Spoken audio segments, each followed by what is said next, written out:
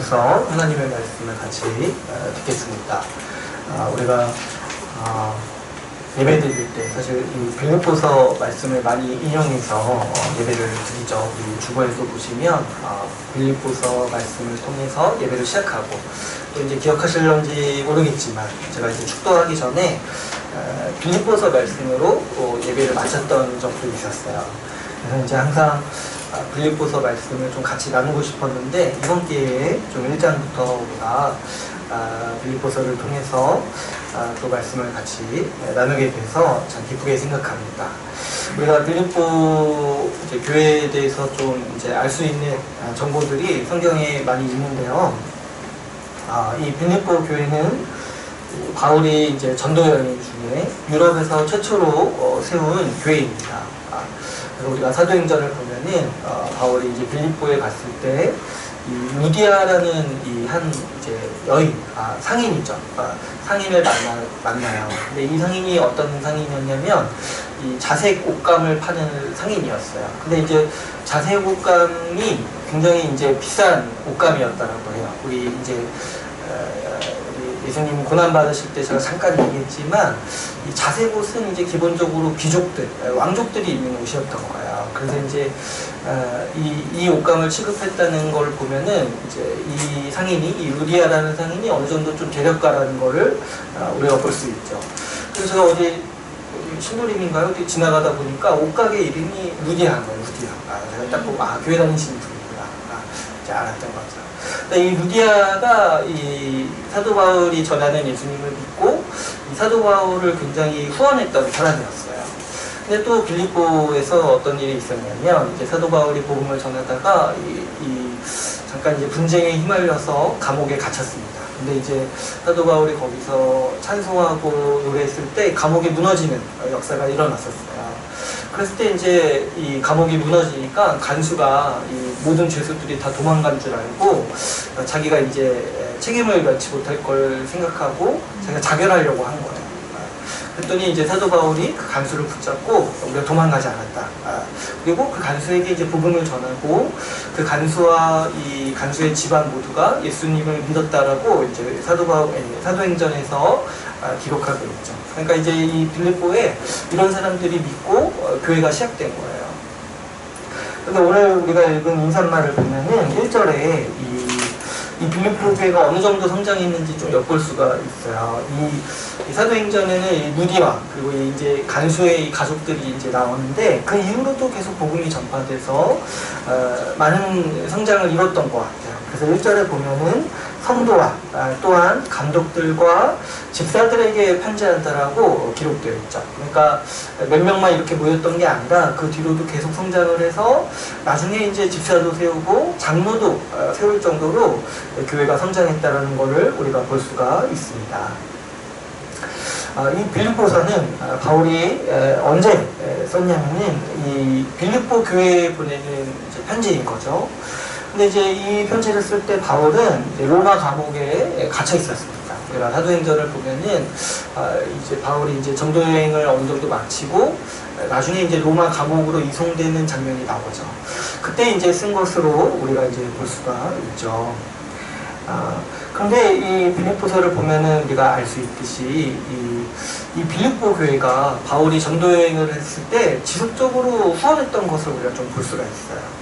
그래서 이제 뒤에 가면 나오는데, 한 번 내에 쓸 것을 보낸 것이 아니라 2번을 보냈다라고 기록이 되어 있어요. 그 당시 보면은 이렇게 운송수단이 마땅치 않잖아요. 지금은 뭐 이렇게 택배 보내면은 다음날 도착하잖아요. 근데 이때는 이제 거리도 멀거니와 뭐 하나 보내면은 굉장히 오래 걸리는 거예요. 그러니까 나의 쓸 것을 2번 보냈다라는 거는 지속적으로 후원했다는 거예요. 지속적으로. 그랬을 때 이 빌립보 교회를 딱 바울이 볼 때 얼마나 좀 애틋하겠어요. 자기가 이렇게 복음 전했을 때 유럽에 처음 세운 교회인데, 그 이후로 계속 복음을 전하는 사역에 자신을 후원하는 이 교회를 볼 때마다 참 마음이 굉장히 감사함으로 넘쳤겠죠. 그래서 이 바울의 이 빌립보서를 보면은 이 감사함과 어떤 기쁨에 대한 이야기들이 굉장히 많이 나옵니다. 지금 이제 바울이 로마의 감옥에 갇혔는데도 이 빌립보 교회에서 바울이 로마에 갇혀 있다라는 소식을 듣고 어떤 일을 했냐면 또 그 감옥에서 쓸 것과 또 감옥에서 수발을 좀 들어줄 사람, 그러니까 비서 비슷한 사람 있죠. 사람을 한 명 세워서 보낸 거예요. 그래서 이제 바울이 이 사람을 만나고 또 이 빌립보 교회에서 보내준 어떤 후원 물품을 받고 거기에 대해서 이제 보답하고 감사하는 마음으로 이 빌립보서를 쓴 것으로 우리가 볼 수가 있습니다. 또 이제 바울이 이제 빌립보 교회에서 사람이 왔으니까 빌립보 교회의 소식을 듣잖아요. 근데 이제 빌립보 교회에도 몇 가지 좀 문제가 있었던 것 같아요. 그래서 이제 뒤에 읽어보면 좀 나오겠지만 몇몇 사람들로 인해서 분열을 겪는다든지 또 그 당시 이제 좀 잘못된 교훈으로 인해서 교회가 좀 혼란을 겪고 있다든지 이런 소식을 이 빌립보 교회에서 보낸 사람, 이 에바브로디도로 이렇게 나오는데요. 이 사람을 통해서 들었던 것 같아요. 그래서 이제 바울은 이 빌립보 교회의 후원에 감사하면서도 또 교회의 어떤 문제점들에 권면하기 위해서 이 빌립보서를 씁니다. 그래서 우리가 앞으로 이 빌립보서를 좀 1장부터 별로 안 깁니다. 4장까지 이제 같이 이렇게 나누면서 우리가 성도로서, 우리가 또 교회로서 어떤 교회로 세워져야 할지를 우리가 같이 나누고자 합니다. 오늘 우리가 읽은 빌립보서 1장 1절부터 11절까지 같이 읽었는데요. 처음에 이제 3절부터를 보시면은 이 빌립보 교회를 향한 이 감사로 이렇게 시작을 하죠. 3절을 보시면 내가 너희를 생각할 때마다 나의 하나님께 감사하고, 또 4절에 보시면 간구할 때마다 너희 무리를 위하여 항상 간구한다라고 해요. 기쁨으로. 이 표현을 보면은 좀 직역을 하게 되면은 이런 표현인 거예요. 좀 매일마다 너희 모든 사람을 위해서 간구한다는 거예요. 그러니까 지금 바울의 모습은 어떤 거예요? 매일 빌립보 교회를 향해서 간구하는데 단순히 이제 그 교회를 위해서 기도할 뿐만 아니라 그 아는 사람 한 사람 한 사람 모든 사람 이름을 불러가면서 매일마다 간구하고 있다는 거예요. 근데 바울은 이 빌립보 교회를 향해서 기도할 때마다 이 감사와 기쁨이 가득하다라고 지금 쓰고 있습니다. 보통 이제 우리가 보면은 누군가를 위해서 기도할 때 어때요? 누군가를 위해서 내가 중보할 때, 내가 누군가를 위해서 기도할 때 보면은 보통 보면은 이제 대부분 걱정과 한숨이 딱 먼저 나와요. 주님 어떻게 합니까? 이 사람을 어떻게 합니까? 근데 제가 이 바울 서신서를 보면은 바울은 항상 누군가를 위해 기도할 때마다 감사로 시작하는 거예요. 근데 이렇게 생각해 보면 저도 이제 바울의 기도를 보면서 제가 누군가를 위해 기도할 때마다 좀 태도를 바꾼 적이 있었는데, 여러분 우리가 그 사람의 환경이 어떠하고 그 사람의 처지가 어떠하든 간에 내가 이 사람을 위해서 기도하고 또 이 사람을 위해서 기도한다는 것도 어떤 의미예요? 이 사람이 지금 주님 안에 있다라는 거잖아요. 지금 어떤 환경 가운데 있건 지금 어떤 처지에 있던 간에 일단은 그래도 복음을 믿고 살아가는 상황 가운데 있잖아요. 그러니까 항상 어떤 사람을 위해서 기도할 때는 감사할 이유가 있는 거예요. 그래서 이 바울의 기도를 보면은 이 감사로 시작을 하죠. 그 사람의 환경과 상황이 어떻든 간에 주 안에서 거듭나게 하시고 교제하게 하신 일 자체가 우리 감사의 이유인 거죠. 근데 이 바울이 빌립보 교회를 향해 기도할 때는 더 특별한 감사의 제목이 있었습니다. 5절에서 그 이유가 나오는데요. 우리 5절을 우리 같이 한번 읽어볼까요? 5절 같이 한번 읽어보겠습니다. 시작. 너희가 첫날부터 이제까지 복음을 위한 일에 참여하고 있기 때문이다. 네. 이 바울이 빌립보 교회를 향해 기도할, 감사할 때는요, 뭔가 특정한 한 가지 이유가 있었어요. 단순히 어떤 우리 추상적인 어떤 면이 아니고 모든 성도에게 적용되는 일이 아니라 딱 한 가지 빌립보 교회를 보면서 참 특징적으로 감사하는 제목이 하나가 있었다는 거예요. 그게 뭐냐니까 첫날부터 이제까지 복음을 위한 일에 참여하고 있기 때문이라고 아주 명시적으로 얘기하고 있죠. 첫날이라는 건 언제겠습니까? 이 믿음 때부터, 복음을 믿을 때부터 지금까지 변함없이 복음을 위한 일에 참여하고 있다라고 바울은 감사하고 있죠. 여기서 이제 이 참여하고 있다라고 이렇게 번역한 이 헬라어 원어는 여러분들이 잘 아시는 단어예요. 저보다도 아마 잘 알 거예요. 이 단어가 코이노니아라는 단어예요. 많이 들어보셨죠? 이 찬양도 있던데, 우리 저기 형제교회에서 부르는 찬양도 있는데, 저는 이제 못 들어봐서 잘 모르는데, 이 코이노니아가 어떤 뜻이에요? 교제하다. 또 이렇게 뭔가 함께 살아가는 거, 함께 정말 깊이 동감하고 또 깊이 삶을 나누고 함께 사랑하는 그 삶을 표현할 때 성도의 교제, 코이노니아라고 이야기를 하죠. 그러니까 지금 이게 직역을 하면은 복음과 코이노니아를 나누고 있기 때문이다 라고 직역할 수가 있는 거예요. 그래서 이 빌립보 교회의 모습을 보면은 지금 어때요? 바울이 복음을 전하는 삶을, 복음 전하는 그 사역을 후원하기 위해서 지속적으로 후원하고, 또 바울은 이 빌립보 교회의 어떤 성숙한 모습들을 본 것 같아요. 그래서 이제 바울은 이 빌립보 교회를 향해서 평가할 때 어떻게 평가하냐니까 복음에 참여하고 있다. 복음과 교제하고 있다. 다른 말로 하면 어때요?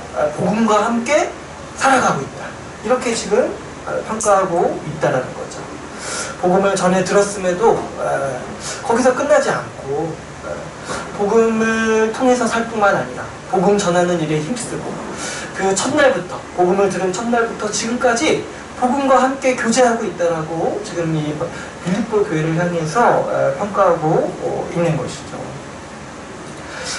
그뿐만 아니라 이 바울은 이 빌립보 교회가 끝날 때까지, 마지막 때, 주의 날까지 믿음을 지키리라고 아주 굳게 확신하고 있습니다.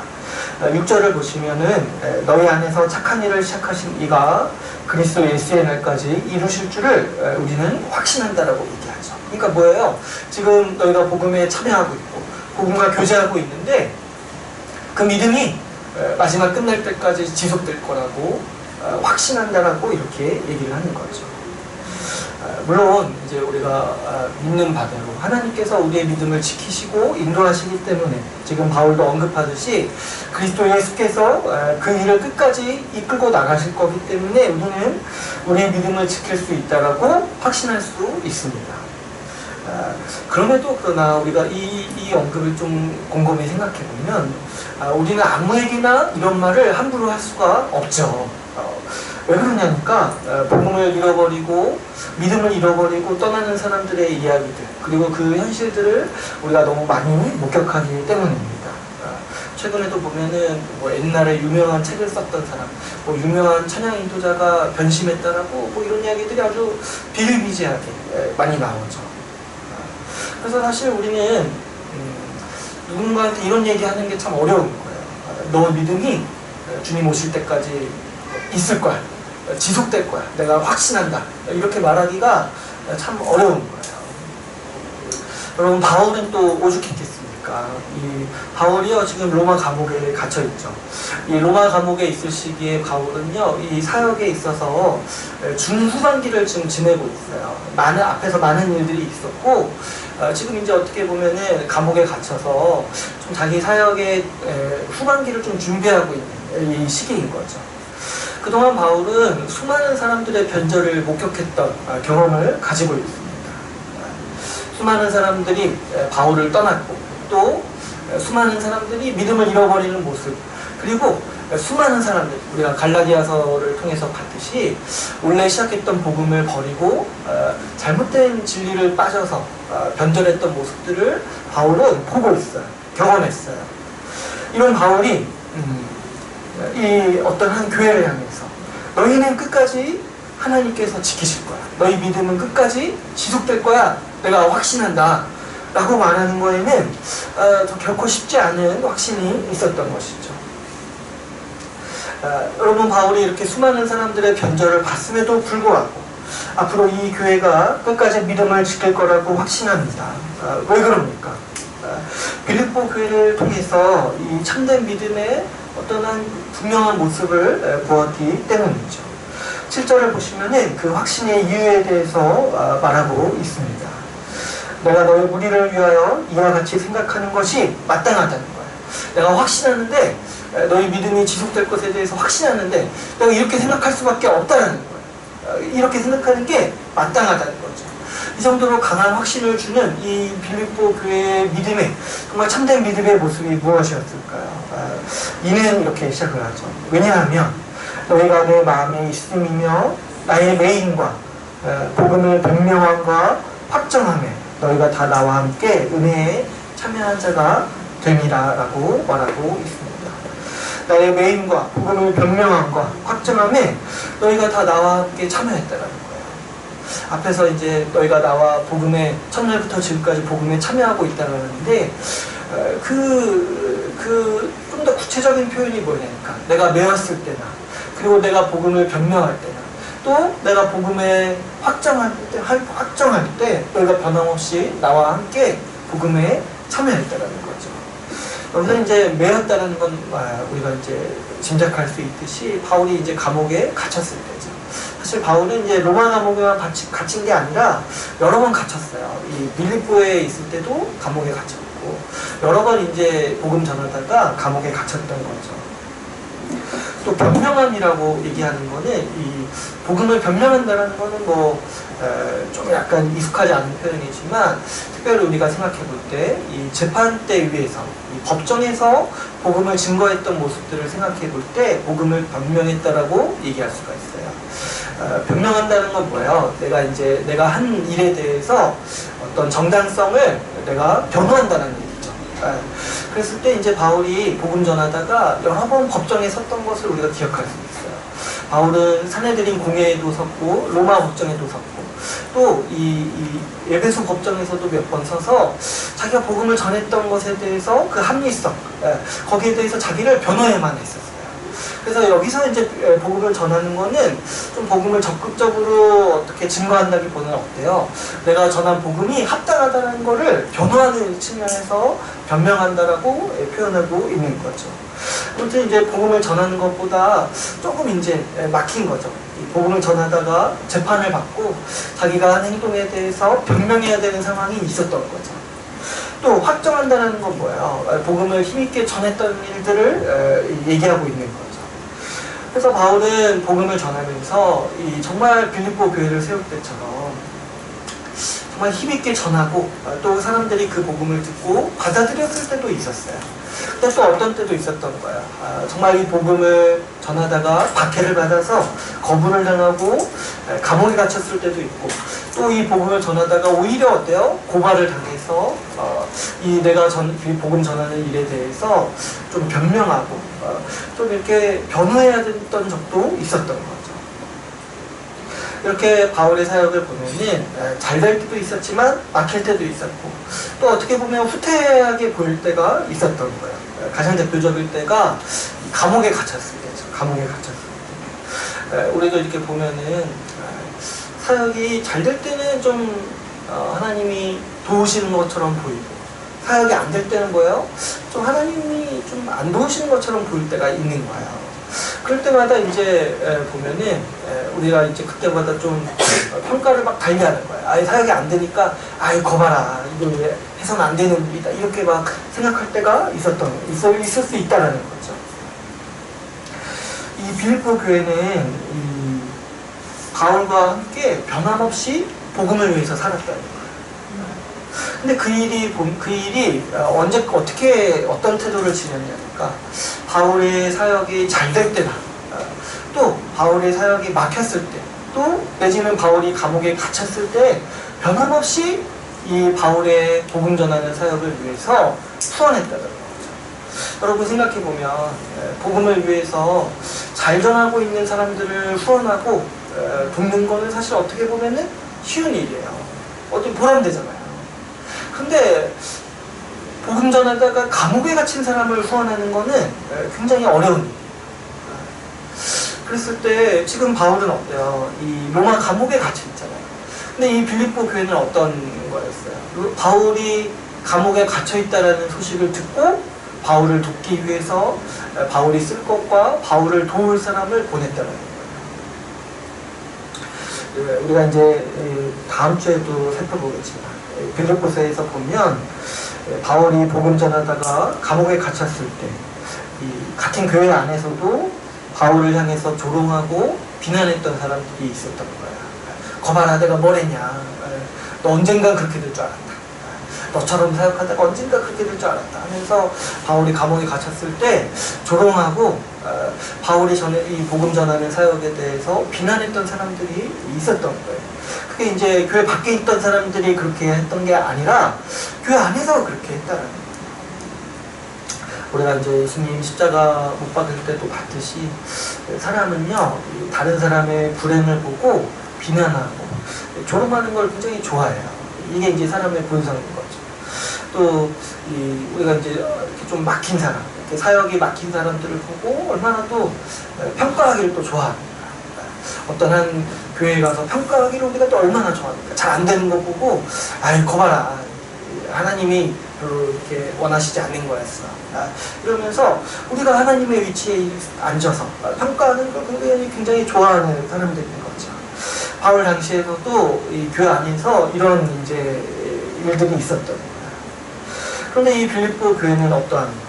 이 바울이 사역이 잘 될 때나, 바울이 사역이 막혀서 감옥에 갇혔을 때나, 이 힘들 때나, 이 기쁠 때나 변함없이 바울의 복음 전도에 함께 했다는 거죠. 여러분, 우리는 이렇게 보면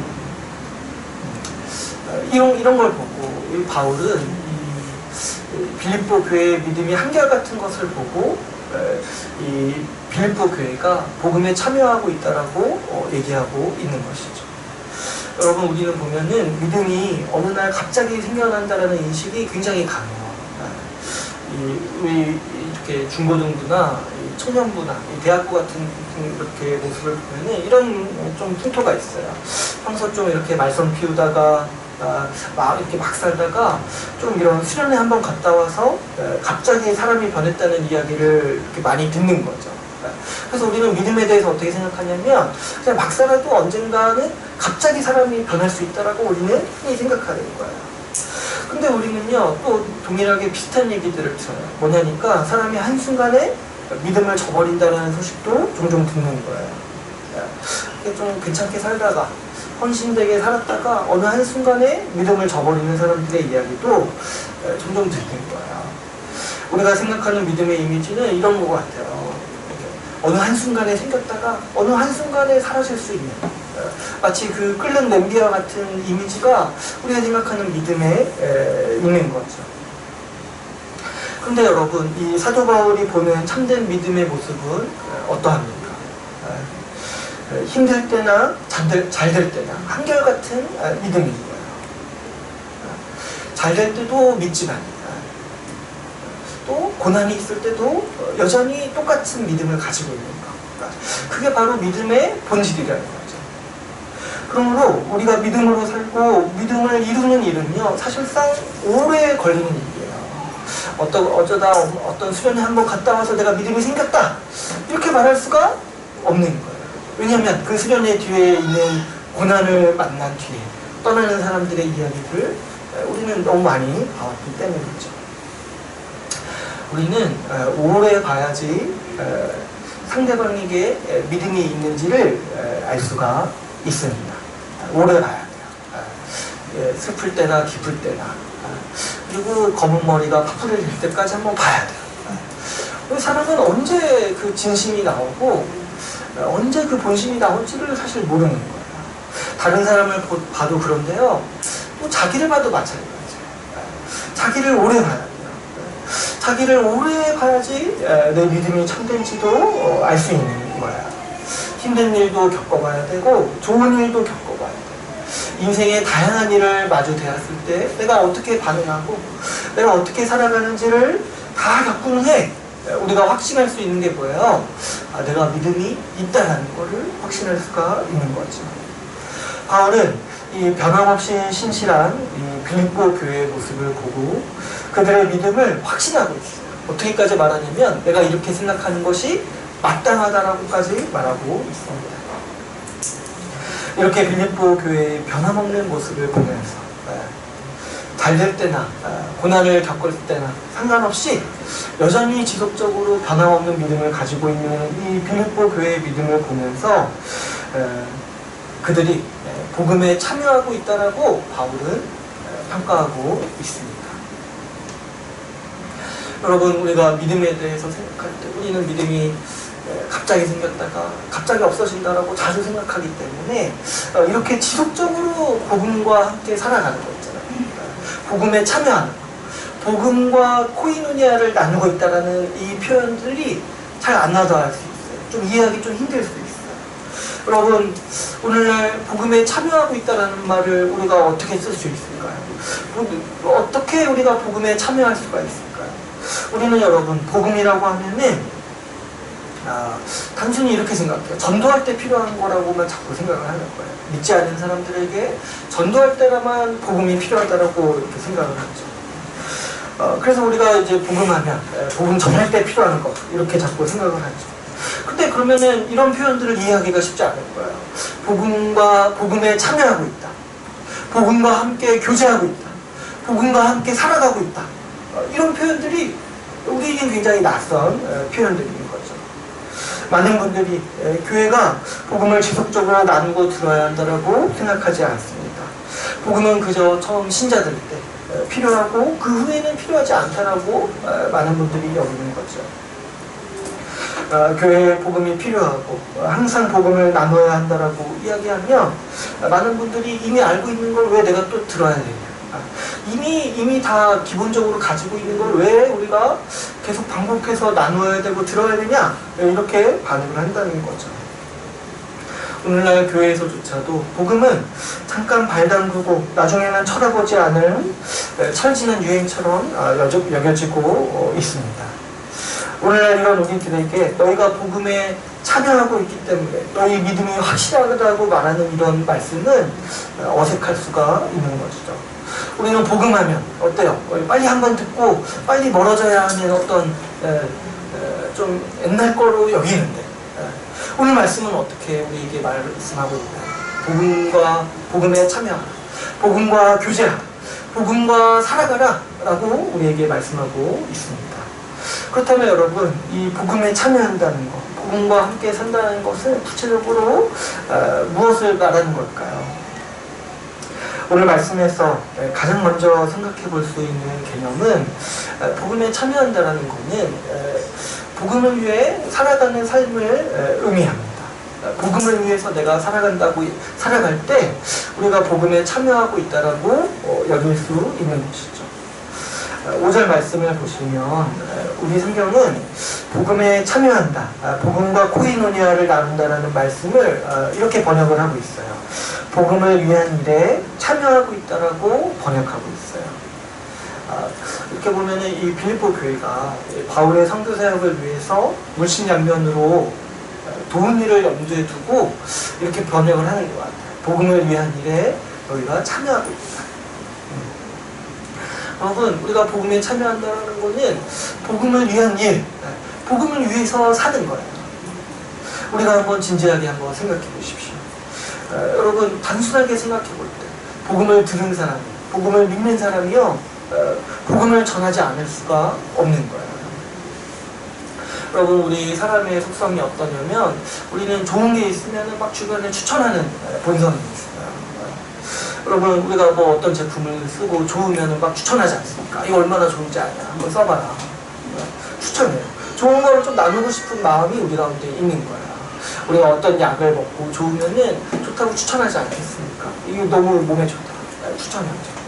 우리가 어떤 영화를 봐도 영화 재밌으면은 주변에 추천하잖아요. 어떤 드라마를 보고 또 그걸 공감하고 싶으니까 보라고 계속 추천하잖아요. 꼭 보라고.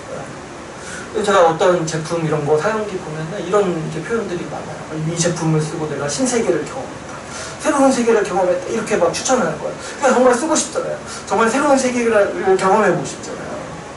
근데 여러분, 우리가 복음을 듣고 새로운 세상을 경험하고 새 생명을 경험했다라면 우리가 어떻게 복음을 주변에 추천하지 않을 수가 있겠습니까?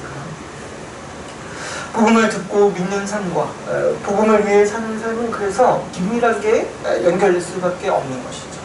우리가 복음을 듣고 믿었다라면, 우리가 복음을 듣고 새 생명을 얻었다라면 누구나 복음을 위해 살아가고 복음을 전하면서 살아갈 수밖에 없는 거죠. 내가 복음을 전하지 않는다라는 건 뭐야? 내가 복음을 추천하지 않는다라는 건 뭐야? 내가 좀 약간 복음의 유익을 누리지 못하고 있지 않은가? 이게 있는 거죠. 그래서 복음에 참여한다라는 것은 기본적으로 복음을 위해 산다라는 의미가 있는 것이죠. 뿐만 아니라 이 복음에 참여하는 일은 복음을 위해 살 뿐만 아니라 복음으로 살아가는 삶이라고 할 수가 있습니다. 복음으로 살아간다는 건 뭐예요? 우리가 복음에 순종하여서 복음의 가치관으로 살아가는 삶을 말하는 거죠. 오늘 바울은 이 빌립보 교회가 복음을 위해서 살고 있음에 감사하면서도 또 뒤에 나오는 기도와 간구를 보면 교회가 복음으로 살아가기를, 복음에 합당하게 살아가기를 간구하고 있어요. 복음에 참여하는 삶에는 복음을 위해 사는 삶이 반드시 있어야 돼요. 그런데 복음을 위해 살지만 복음으로 살지 않는다면 누구도 복음에 참여하고 있다라고 말할 수가 없는 거예요. 이거는 한마디로 하면 위선인 거예요. 내가 복음을 전하고 내가 복음을 추천하고 내가 복음을 위해 사는데 정작 내 삶은 복음으로 살지 않아요. 그러면 이게 뭐예요? 이게 위선이라는 거죠. 이건 아주 거짓된 삶이라고 할 수가 있어요. 제가 보면 어떤 기업이요, 기독교 기업이라고 이렇게 선교 사역에 아주 힘쓰다라고 해요. 근데 그 기업이 이렇게 국내에서 하는 일들을 보면은 비정규직들을 대량으로 해고하고 이 직원들을 아주 못되게 군다고 이렇게 소문이 나 있어요. 그러니까 복음을 위해서는 사역을 하는데 복음으로는 사실 않는 거예요. 그러니까 누구도 그 기업을 보면서 아 기독교 기업이다 이렇게 말하기를 좋아하지 않는 거예요. 왜냐하면 위선되니까. 복음은요 그냥 가만히 앉아서 들으라고 요구하는 메시지가 아닙니다. 복음은 우리의 삶이 변했다라고 말하는 소식이죠. 여러분 복음은 기쁜 소식이죠. 이전에는 우리가 죄인이었으나 이제 우리가 의인 되었다는 아주 기쁜 소식이에요. 그래서 복음은 우리에게 의인의 삶을 요구합니다. 죄를 이기고 지체를 사랑하는 삶을 살라고 명령하는 소식이에요. 누구도 이 복음을 듣고 가만히 앉아서 아 좋구나 이렇게 여길 수가 없어요. 누구도 이 복음을 가만히 앉아서 들을 수가 없는 거예요. 복음을 믿는다고 하면서도 복음으로 사는 삶이 없는 모습을 이 성경은 대표적으로 거짓 믿음이라고 우리에게 가르치고 있습니다. 그러므로 여러분 복음을 믿는 신자는 어떤 사람입니까? 복음을 위해서 살 뿐만 아니라 지금 복음으로 사는 사람인 거예요. 복음을 듣고 신자의 인생이 시작되죠. 근데 거기서 복음의 역할이 끝나는 것이 아니라 복음은 신자의 목표인 거예요. 내가 복음을 위해서 살아가는 것이 신자의 목표인 거죠. 그뿐만 아니라 신자의 현재인 거예요. 내가 지금 살아갈 때 복음에 힘입어서 복음으로 함께 더불어서 살아가는 것이 신자의 인생인 것이죠. 오늘 말씀대로 하면 우리는 모두 어떤 사람이야 합니까? 우리는 복음에 참여하는 사람이에요. 단순히 오늘날 이 형태처럼 내가 한 번 듣고 내팽개치는 복음이 아니라 한 번 듣고 그 복음을 내 것으로 살고 복음으로 살고 복음을 위해 복음을 향해 살아가는 삶이 바로 우리 교회의 삶이요 신자의 삶이라고 할 수가 있는 것이죠. 사도 바울은 이 빌립보 교회가 복음에 참여하고 있다라고 확신하고 있습니다. 또 앞으로 확신하지만 또 그 삶이 계속되기를 간구하고 있죠. 우리가 이 사도 바울의 기도, 이 8절부터 11절까지 이 사도 바울이 빌립보 교회를 향해서 간구하는 모습을 보게 되는데, 사도 바울은 이 빌립보 교회를 향해서 감사할 때 복음에 참여하고 있다는 일에 대해서 감사했어요. 근데 또 간구하는 바가 뭐냐니까 앞으로 이 복음에 참여하는 이 빌립보 교회의 모습이 더 지속되기를 간구하고 있어요.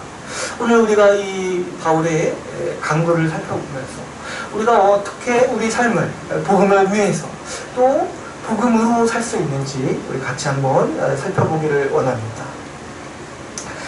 사도 바울은 먼저는 이 빌립보 교회를 향해서 세 가지를 간구하는데 첫 번째로 한 가지를 굉장히 얘기를 하고 있어요. 먼저 첫 번째 먼저 8절을 보시면은 어떻게 얘기를 하고 있어요. 내가 예수 그리스도의 심장으로 너희 무리를 얼마나 사모하는지 하나님이 내 증인이십니다. 이 표현이 굉장히 강하지 않습니까? 내가 너희를 얼마나 사랑하는지 그리스도의 심장으로 너희 무리를 얼마나 사모하는지 하나님이 내 증인이십니다. 보통 우리는 하나님을 증인으로 불러내기 싫어요. 왜냐하면 다 아시니까. 너무 잘 아시니까 싫어요. 근데 사도 바울은 지금 어떻게 얘기하냐면 내가 너희를 얼마나 정말 그리스도의 심장으로, 정말 사심 없이 정말 예수 그리스도의 마음으로 너희를 얼마나 사랑하는지 하나님이 내 증인이라고. 왜 그러냐니까, 왜 사도 바울이 이렇게까지 얘기합니까? 9절에 보시면 내가 기도한다. 아까 이제 4절에도 나왔듯이 그냥 기도하는 게 아니라 내가 너의 날마다 너의 이름을 불러가면서 기도한다는 거예요. 그래서 하나님이 내 증인이라는 거예요. 내가 너희를 얼마나 사랑하는지 내 증인이라는 거예요. 여러분, 이 바울의 이 사랑의 표현이 뭐냐니까 기도하는 거예요. 날마다. 이게 어느 정도로 또 바울이 사랑하냐니까 내가 너희를 날마다 위해서 기도하는데 그 원동력이 뭐예요? 너희를 향한 정말 간절하고 헌신된 사랑이라고. 우리는 좀 이렇게 기도를 생각해 볼 때 좀 기도해 주세요. 또 기도할 때 이렇게 말할 때 우리가 좀 말하는 뉘앙스에는 좀 어떤 게 있냐면 좀 내가 해줄 건 없고 기도라도 할게. 내가 좀 없는데 그냥 기도라도 좀 한번 해볼게. 이런 좀 뉘앙스가 좀 강하죠. 근데 좀 그런 뉘앙스로 우리가 기도에 대해서 얘기할 때 제 안에 드는 생각은 뭐냐니까 기도 안 하는구나 하는 생각이 드는 거예요. 여러분, 누군가를 위해서 간절히 한번 기도해 본다면 기도가 얼마나 힘든지를 우리가 금세 알 수가 있어요. 누군가를 위해서 간절히 기도하고 내가 너를 위해서 기도한다 이렇게 말할 정도로 기도할 때 그 수고는요, 차라리 그냥 돈 한 번 몇 푼 주고 말지 그 정도, 그보다 더 큰 거예요. 여러분, 날마다 기도에 힘쓰고 내가 정말 기도할게, 이게 정말 큰 사랑이 없이는 할 수가 없는 거예요. 이 간절한 사랑의 표현이, 우리 성도의 간절한 사랑의 표현이 뭐냐니까 정말 기도한다는 것을 우리가 볼 수가 있는 거죠. 사도 바울은 세 가지를 간구합니다. 첫 번째로 우리 9절을 보십니다. 너희의 사랑을 지식과 모든 총명으로 점점 더 풍성하게 해주시기를 하기를 기도하죠. 너희 사랑이 모든 지식과 총명으로 점점 더 풍성하게 해달라고 사도 바울은 기도하고 있습니다. 여러분, 복음으로 살아가는 삶은 결국에 한마디로 하면 뭐냐니까 사랑하는 삶이다. 사랑하는 삶. 복음과 교제하는 삶의 가장 첫 번째가 뭐냐니까 내가 사랑하는 삶입니다. 주님께서 우리를 대신해서 죽으시고 부활하셔서 우리를 구원하시는 목적. 그래서 주님이 우리를 정말 새로운 사람, 의인으로 빚으시는 목적이 뭐냐니까 우리가 사랑하는 사람이 되도록 하신다는 거예요. 주님은 우리를 사랑하는 사람으로 만드시고 싶어 하시는 거죠. 그뿐만 아니라 사랑하는 사람인데 그 신자가 성숙해지고 자라는 건 뭐예요? 그 사람이 점점 더 풍성해지기를 바란다는 거죠. 여러분, 우리가 나이를 먹고 또 신자로서 더 성숙해진다는 거, 우리 믿음이 더 자라나고 깊어진다는 거는 한마디로 얘기하면 뭡니까? 사랑이 더 풍성해지는 거예요. 사랑이 더 풍성해지는 거예요. 이 기준밖에 없는 거예요. 사랑이 더 풍성해지는 거예요. 여러분, 우리는 이 일을 위해서 사는 거예요. 우리가 신자로서 삶의 목표를 생각했을 때, 여러분 미래에 좀 어떤 사람이 되고 싶습니까? 여러분 뭐 좀 미래에 좀 잘생긴 사람이 되고 싶습니까? 이런 건 좀 이제 버릴 때가 됐죠. 좀 멋진 사람, 이런 거 막연히 꿈꾸지 않습니까? 근데 성경이 우리에게 요구하는 그 인간상이 뭐냐니까 사랑하는 사람. 그것도 우리 사랑이 더 풍성해지는 사람이 되기를 원한다는 거죠. 우리가 이 일을 위해서 살아야 돼요. 여러분, 제가 보면은 이렇게 우리가 사랑이 더 풍성해지지 않으면, 사랑에서 더 자라나지 않으면 후퇴밖에 없어요. 뭐냐니까 나이 먹을수록 더 쪼잔해지고 더 인간관계가 좁아지는 거예요. 보면은 그런 분들이 많아요. 나이 먹을수록 더 쪼잔해지고, 오랜만에 만나는데 어떻게 너는 이전보다 더 소심해지고 더 쪼잔해지고. 그리고 우리 그런 사람들이 또 종종 있죠. 근데 우리가 좀 인생의 목표, 우리가 신자로서 소망하는 바가 뭐야? 우리가 매년 살아갈 때마다, 우리가 앞으로를 살아갈 때마다 우리 사랑이 더 풍성해지는 거죠. 우리 사랑이 풍성해진다라고 얘기할 때 우리는 좀 사랑의 넓이와 깊이를 좀 생각할 수가 있어요. 넓이라고 하면 어떤 거겠습니까? 이전에 좀 더 다양한 사람을 사랑하는 거예요. 이전에는 내가 좀 어떤 사람에게 좀 가렸어요. 좀 이런 유형을 좀 내가 싫어했어요. 근데 사랑이 더 풍성해진다는 건 뭐예요? 이제는 내가 이런 사람도 사랑할 수 있어요. 이전에는 옛날에는 내가 좀 흑인은 좀 약간 거리낌이 있었어요. 근데 내가 좀 이제 더 성숙해져서 어떻게 해요? 흑인도 사랑할 수 있어요. 내가 예전에는 이렇게 나보다 나이 많은 사람이나 나이 적은 사람 좀 가렸어요. 근데 좀 사랑이 풍성해진다는 건 뭐야? 내가 그런 거 뛰어넘는 거예요. 사람을 대할 때요, 어떤 인종이나 어떤 배경이나 그런 것으로 사람을 보는 게 아니라 그냥 사람 그 자체로 허물 없이 보면서 사람 그 자체로 사랑하는 사람이 되는 거예요. 그러면 우리가 신자로서 성숙하다는 거는 여기에 있어요. 내가 정말 사람을 가리지 않는 거예요. 사람을 가리지 않고 좀 젊었을 때 좀 그런 게 있을 수 있어요. 어렸을 때는 나와 맞지 않은 사람 이런 거 얘기할 수 있어요. 근데 우리가 좀 신자로서 복음을 알 때 이런 게 이제 사라지는 거예요. 나는 맞지 않아. 이런 거 얘기 나오지 않도록, 내 마음속에서 좀 튀어나오지 않도록 내가 좀 성숙해져 가는 거 있잖아요. 이런 것이 우리가 사랑이 더 풍성해지는 삶인 것이죠. 또 깊이 면에서 어떠한가요? 우리가 정말 사랑의 성김과 수고가 더 깊어지는 거죠. 우리가 더 생각하고 이 사랑의 성김이요 정말 어떤 피상적인 것에 머물지 않도록, 예전에는 안부만 물었다라면 또 그 이후에는 내가 이 사람의 안위를 위해서 정말 낙모르는 데서 수고하고 이런 깊이를 가져가는 것이 우리 인생의 아주 중요한 과업이고 과제인 것이죠. 여러분, 우리는 이 일을 위해서 부르심 받았고 이 목표를 향해서 살아가는 것이죠. 특별히 오늘 사도 바울은 사랑이 더 풍성해지기 위해서 지식과 모든 총명이 필요하다고, 지식과 모든 총명을 더 특별히 구하죠. 이제 총명이라는 말은 좀 어려울 수 있지만 바꿔 말하면 어떤 한 통찰력, 지혜라고 할 수 있어요. 지식과 지혜를 구합니다. 여러분, 우리가 사랑하기 위해서, 사랑이 더 풍성해지기 위해서 하늘의 지식과 지혜가 필요합니다. 여기서 지식은 복음의 진리를 말하죠. 우리가 지체를 사랑하기 위해서는 복음의 진리를 아는 지식이 아주 굳건하게 필요합니다. 복음과 말씀의 지식을 알아야 합니다.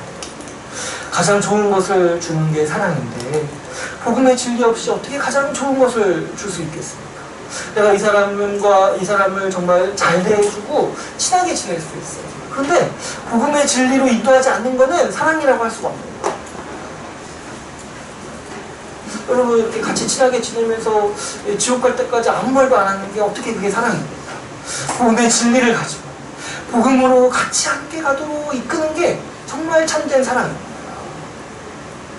그 사람의 어떤 감정과 그 사람의 어떤 편의만 이렇게 내가 위하다가 복음의 진리를 전하지 않는 것만큼 이 어리석은 사랑이 없는 거죠. 그래서 우리는 지체를 사랑하고 지체와 함께 살아가기 위해서 복음의 진리를 간절히 알아야 돼요. 이 지식이 없이는 지체를 볼 수가 없는 거죠. 또 다른 한편으로 생각해 볼 때, 여러분, 우리가 말씀을 배우고 또 복음을 지속적으로 배우는 이유가 무엇입니까? 바로 지체를 사랑하기 위해서 우리는 지식을 쌓는 거예요. 여러분, 사랑이 없는 지식은요 무익한 거예요. 우리가 사랑이 없이 자꾸 내 필요만 채우기 위해서 지식을 쌓는 거는요 오히려 나를 교만하게 하고 날 넘어지게 하는 지식이 될 수 있어요. 우리가 무언가 말씀을 배우고 복음을 배우는 목적이 뭐냐니까 지체를 향한 사랑이 더 풍성해지기 위해서 우리는 말씀을 배우는 거죠. 그뿐만 아니라 우리는 사랑하기 위해서 이 총명한, 다시 말해서 지혜가 필요합니다. 이 지혜는요, 지식을 적용하는 힘이에요. 우리가 누군가를 돕기 위해서 복음의 지식이 필요하죠. 근데 그 복음의 지식을 상대방에게 적용하기 위해서는 또 지혜가 필요한 거예요. 왜 그러냐니까 이게 사람이요 각자 다 다르기 때문에 그래요.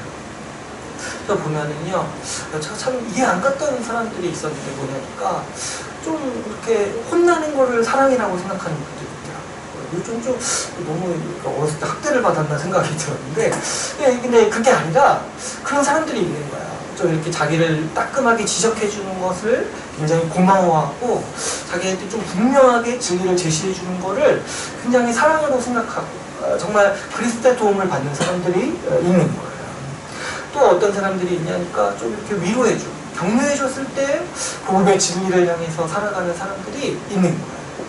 또 어떤 사람들은 이런 유형도 있어요. 그냥 좀 인내가 필요한 사람들이 있어요. 좀 내버려 두는데 좀 인내해주면서 내버려두는 거 있잖아요. 이렇게 그냥 방임하는 거, 그냥 사람 이렇게 내버려두는 거 말고 좀 사랑으로 인내하면서 지켜봐주는 거 있잖아요. 그럴 때 좀 회복되는 사람들도 있는 거예요. 그러니까 제가 보니까 이게 사람마다 좀 다 다른 거예요. 그 사람의 특성이 있고 그 사람의 살아온 배경이 있고 그 사람의 성격이 다 다르다 보니까 우리가 사람을 대할 때 같은 진리의 말씀으로 대할지라도 대하는 방식은 다양한 거예요. 그러다 보니까 우리에게 뭐가 필요하고 이 지혜가 필요한 거예요. 그래서 우리는 항상 사람을 섬길 때마다 지혜를 구하는 기도를 해야 돼요. 어떻게 도울 수 있는지 이 정말 하늘의 지혜가 필요한 거죠. 정말 이 가장 지혜 없는 사람이 뭐냐면은 사람을 대할 때 자기 스타일대로만 대하는 게 가장 지혜 없는 거예요. 상대방에게 맞춰주는 게 아니라 자기 스타일만 고집하는 분들도 있어요. 보면은 각자 사람이 특성이 있고 시기가 있고 그런데 그 사람의 때가 있는 거잖아요. 근데 자기 스타일대로 좀 해봤다고 이 사람 안 된다라고 이렇게 취급하는 그런 게 가장 지혜 없는 모습인 거예요. 사람은요 각자가 너무 다양해요. 여러분들도 그러지 않습니까? 여러분들도 자기를 자기를 생각했을 때 얼마나 주님께서 다 우리를 다양한 방법으로 우리를 대하셨습니까? 인내해 주시고 또 말씀을 분명히 제시해 주시고 또 격려해 주시고 이런 것들이 우리 삶에 얼마나 많이 필요합니까? 우리가 지체를 사랑할 때 이 사랑이 깊어지기 위해서는 이 지혜가 필요한 거예요. 우리가 지체를 사랑하기 위해서는 정말 지혜가 정말 하늘의 지혜가 많이 필요해요. 우리는 항상 기도하면서 어떻게 지체를 도와야 할지를 항상 고민해야 하는 거죠. 그래서 이 사랑이야말로 종합예술인 거예요. 종합예술. 정말 우리 전 힘이 많이 필요해요. 전 힘. 머리도 써야 되는데 우리 감정이 또 메말르면 안 되죠. 정말 우리 전 힘이 필요한 거예요. 근데 이런 거 할 때요, 힘들다, 괴롭다 이렇게 생각하면 안 되는 거예요. 이게요, 내가 성숙해지는 길인 거고 우리가 우리의 사랑이 더 풍성해지는 길인 거죠. 우리는 이 사랑이 더 풍성해지는 사람이 되기 위해서 오늘도 살아가는 사람들입니다. 두 번째로 사도 바울은 복음과 함께 복음으로 살아가기 위해서 한 가지를 또 당부합니다. 10절에 보시면 너희로 지극히 선한 것을 분별하며 진실하여 허물 없이 그리스도의 날까지 이르라 라고 당부하고 있습니다. 강구하고 있죠. 여러분 복음으로 살아가는 일은요 또한 가장 먼저는 사랑이 더 풍성해지고 사랑하는 삶인데 또 한편으로 뭐가 있냐니까 끊임없이 분별하는 삶의 모습이 있는 거예요. 왜 우리는 끊임없이 분별해야 됩니까? 바로 끝까지 우리 믿음을 지키기 위해서죠. 여러분 성도에게 최고로 복되고 영광스러운 일이 무엇인지 아십니까? 성도에게 최고로 복되고 영광스러운 일은요, 내가 죽기 직전까지 믿음을 고백하는 거예요. 그리고 가능하다면 죽을 때 믿음으로 기도하고 임종을 맞이하는 거예요. 이게요, 성도에게 있어서 가장 복되고 영광스러운 일이에요. 성도에게 있어서 이보다 정말 간절히 바라야 되고 구해야 되는 일이 없는 것이죠. 끝까지 믿음을 지키는 일인 거죠. 여러분, 우리는 이 일을 목표로 살아야 됩니다. 끝까지 믿음을 지키는 거. 여러분, 우리가요, 이 중간에 믿음을 저버리는 일을요, 절대로 가볍게 여기면 안 돼요. 나는 그럴 일 없을 거라고 안심하지 마세요. 제가 이제 몇 번 말씀드렸지만, 통계를 한번 보시면, 여러분 주변에 믿음을 저버린 사람들이 이미 많다니까요. 이미 반절 이상은 될 거예요. 같이 시작했는데, 지금 안 믿는 사람들이 반절 이상은 될 거예요. 그럼 또 여러분, 앞으로는 또 어떻겠습니까? 앞으로 우리가 늙어가면서 맞이하는 여러 가지 현상들로 인해서 또 얼마나 많은 사람들이 떠날 수 있겠습니까? 그러니까 여러분, 끝까지 믿음을 지키는 게요, 결코 흔한 일이 아니에요. 정말 우리가 정말 우리 인생의 각오하고 정말 내가 이것을 목표로 살고 살아야 되는 일인 거예요. 누구도 여기에 방심할 수 없는 일인 거죠. 여러분, 우리가 왜 믿음을 자주 저버립니까? 오늘 본문의 말씀에서 나온 것처럼 우리가 지극히 선한 것을 분별하지 못하기 때문입니다. 여러분, 우리가 이제 사단의 이 일을 자주 좀 가끔, 자주는 아니더라도 가끔 생각해 봐야 되는데, 이 사단은요, 바보가 아니에요. 사단이 우리를 유혹하는 방식이 있습니다. 사단이 우리를 유혹할 때요, 어떤 악한 거나 쓰레기 같은 거나 정말 가치 없는 걸로 우리를 유혹하는 게 아닌 거예요. 그 바보 같은 거잖아요, 그거는. 유혹하려는 건 뭐예요? 뭔가 좋은 것으로 유혹하는 거예요, 우리를. 사단은요, 우리를 유혹할 때 선한 것으로 유혹해요. 좋은 것으로 우리를 유혹해요. 사단도 바보가 아닌 거예요, 여러분. 그래야지 유혹되잖아요, 사람이. 뭔가 좋고 좋아 보여야지, 선해 보여야지 유혹받잖아요. 사단도 우리에게 정말 선하고 좋은 것을 줍니다. 이거 여기서 잘 들으셔야 돼요. 선하고 좋은 것을 주는 거예요. 그런데요, 사단이 우리를 유혹할 때는요, 좋은 것으로 우리를 유혹하는데요, 뭘 못하게 만드냐니까 지극히 선한 것을 못하게 만듭니다. 좋은 것을 우리에게 좋은 것으로 우리를 유혹하는데요, 가장 좋은 것을 못하게 만들도록 우리를 유혹하는 거죠. 여러분, 단적으로 예를 들어서 우리가 세상의 좋은 문화를 누리고 피조세계의 풍요로움을 누리는 거는요, 선한 일이에요. 좋은 일이에요. 아주 주님께서 우리에게 주시는 선물이죠. 그런데 우리가 그러한 풍족함을 누리고 그런 복락을 누리느라 말씀을 제쳐두고 복음을 제쳐둔다면 좋은 것을 쫓아 사느라 지극히 선한 것을 얻지 못하는 거죠. 많은 분들이요, 주님을 떠날 때요, 특별히 오늘날과 같은 시대는요, 뭔가 대단한 일이 있어서 믿음을 저버리는 게 아니에요. 그냥 좀 좋아 보이는 거, 좀 이렇게 선해 보이는 거 쫓아 살다가 이 지극히 선한 것을 분별하지 못하고 점점 멀어지고 지극히 선한 것을 버리는 거죠. 여러분, 우리는 항상 기억해야 돼요.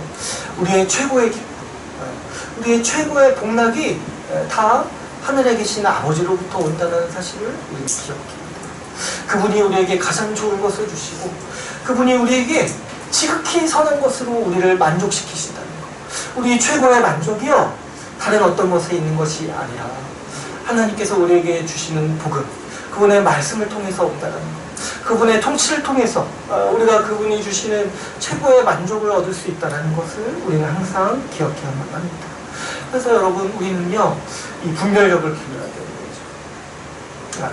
우리 다른 것을 악하다 여길 수는 없어요. 세상에 좋은 것들을 누리는 걸 악하다고 여기는 것도 잘못된 거예요. 근데 우리는 항상 이런 의식이 있어야 되는 거죠. 우리는 지극히 선한 것을 쫓아 살아가는 사람들. 여기에 미달하는 어떤 것들을 우리는 추구하지 않는 인생인 거죠. 마지막 세 번째로 사도 바울은 복음에 참여하는 삶을 위해서 의의 열매가 가득하기를 간구합니다. 11절에 보시면 예수 그리스도로 말미암아 이 의의 열매가 가득하여 하나님의 영광과 찬송이 되기를 원하노라 라고 간구하고 있죠.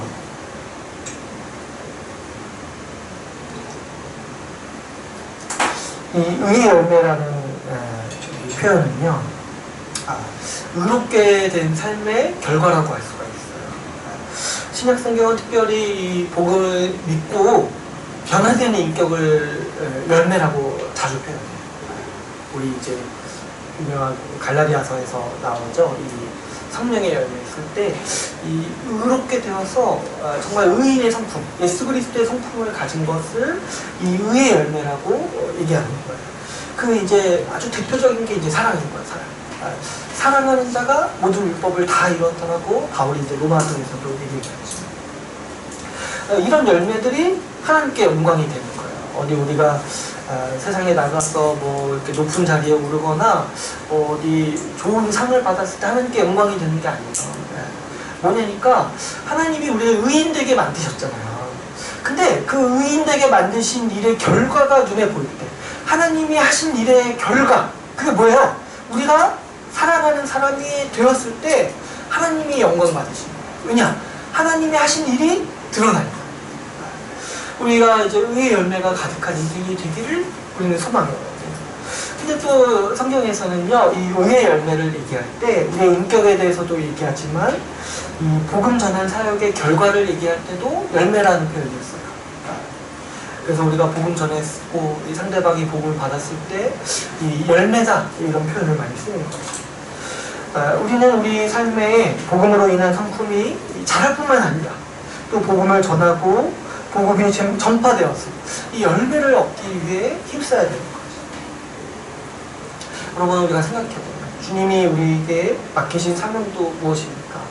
복음을 전하라는 말씀을 우리에게 맡기셨죠. 여러분 복음으로 살아가는 삶, 또 복음을 위해 사는 삶은요 결국에 이 복음을 전하는 삶, 복음을 위해 사는 삶으로 귀결됐죠.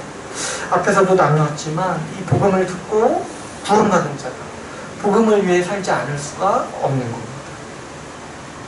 복음을 위해 사는 일은 직접적으로 말하면 이 복음을 전하는 일이라고 할 수가 있습니다.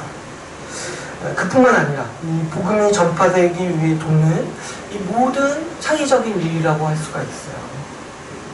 오늘 본문에도 보시면 이 빌립보 교회는 어떠합니까?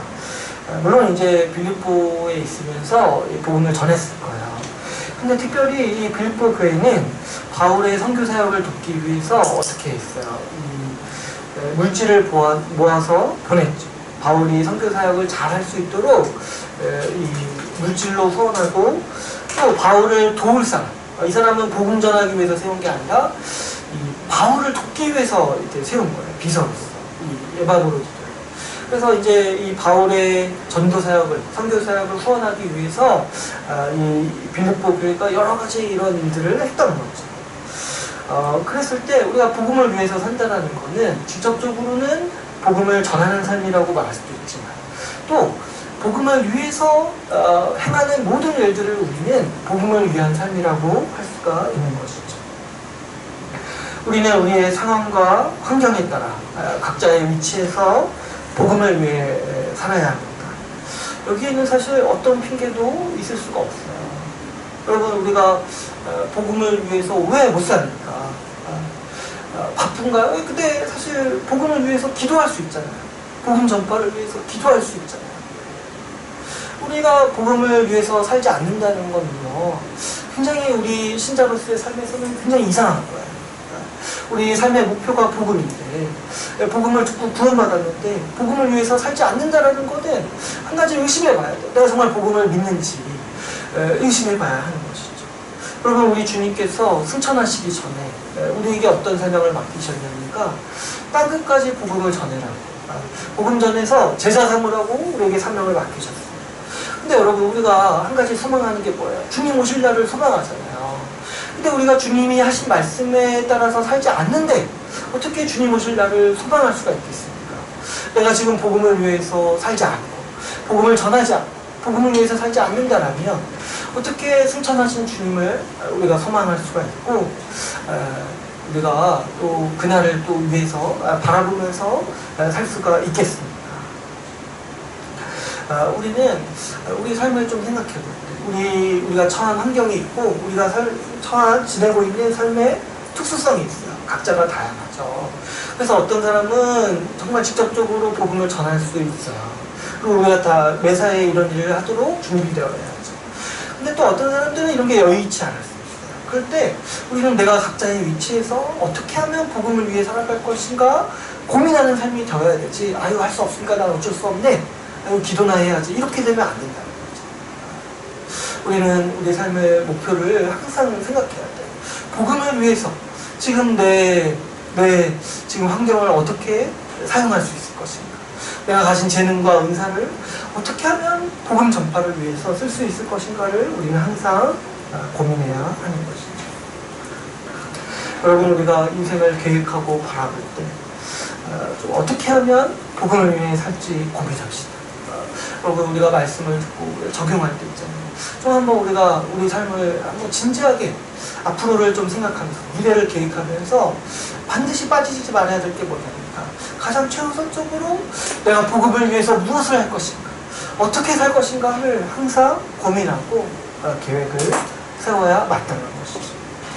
여러분, 우리가 복음을 위한 복음으로 인한 열매를 얻기 위해 분투하는 삶을 마땅히 살아가야 합니다.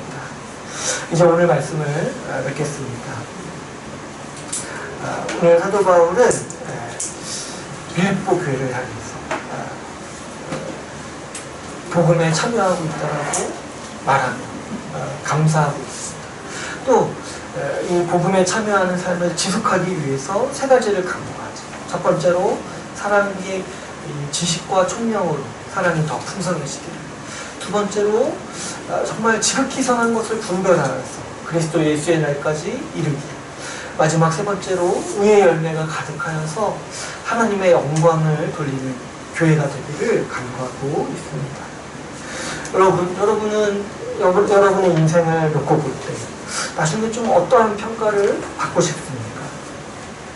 오늘 말씀에서는 우리가 반드시 받아야 하고 또 우리가 소망할 만한 평가가 있습니다. 바로 복음에 참여하는 사람이다. 복음에 참여하는 교회다라는 평가라는 거죠. 복음과 교제하고 복음과 함께 사는 사람이라는 평가를 우리는 듣기 위해서 살아야 할 것입니다. 우리가 인생을 돌아볼 때 우리가 복음에 잠깐 발닿는 사람이 아니라 복음에 참여한 인생이라고 우리 인생을 돌아볼 수 있도록 우리가 지금부터 우리의 삶을 가꾸어 나갑시다. 무엇보다 우리 교회를 좀 바라볼 때 우리 교회가 복음에 참여하는 교회가 되기를 우리가 힘쓰기를 소망합니다. 복음으로 살아가는 교회일 뿐만 아니라 복음을 위해 존재하고 복음을 위해서 힘쓰는 교회가 되도록 우리가 함께 살아갑시다. 우리 교회가 하나님의 복음 전파되는 일에 헌신한다면 우리 인생이 얼마나 복되겠습니까? 우리 교회와 함께하는 인생이 나중에 얼마나 영광스럽고 복되겠습니까? 여러분, 우리가 함께 복음을 위해서 복음으로 살아갑시다. 그래야여서 정말 복음에 참여하는 인생, 복음에 참여하는 교회가 되기를 간절히 소망합니다. 오늘 말씀을 마치고 우리 같이 기도하는 시간을 갖겠습니다. 이 시간 우리 기도하시는